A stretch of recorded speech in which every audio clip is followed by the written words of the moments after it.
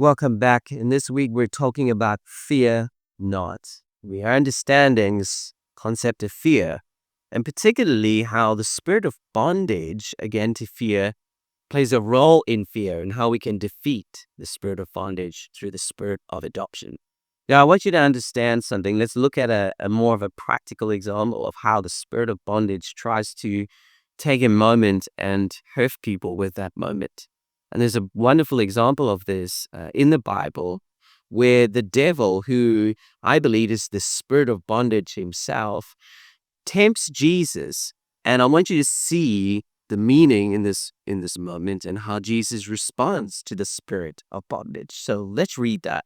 In Luke 4:5-8, it says this: Then the devil showed him, Jesus, all the kingdoms of the world in a moment of time. Now, I want us to unpack that word moment of time. The original word for that is the word stigma, and it comes from the term stisio, meaning to stick, prick, or mark. Figuratively, it refers to a scar of service, a mark of ownership. In other words, the spirit of bondage wasn't just showing Jesus a moment, he was trying to brand him with that moment in time.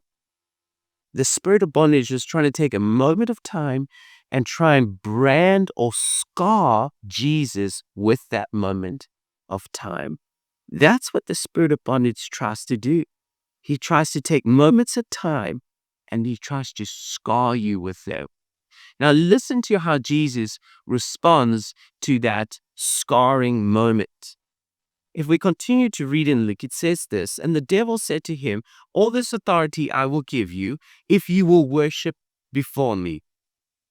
And if Jesus had done that, that moment in time would have scarred him, would have defeated God's purpose in his life, and it would have gone from that moment into the whole of Jesus' lifetime. But Jesus was wise to it. Jesus knew what the spirit of bondage was trying to do.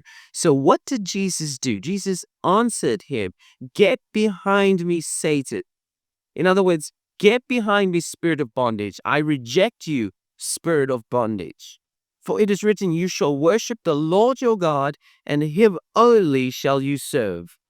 Now, this is fascinating to me because what Jesus has done here is he's not saying to himself, just chill out, calm down, don't freak out. He's not saying to himself, this too shall pass. He's saying to the enemy, speaking directly to the spirit of bondage, and he's saying to that spirit the truth.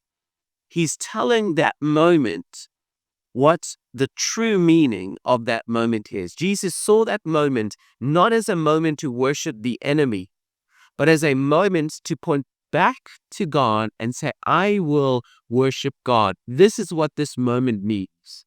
This is key. If we're going to defeat the spirit of bondage again to fear and get under fear, we have to attach the correct biblical word of God to these moments. Don't ignore the word of God.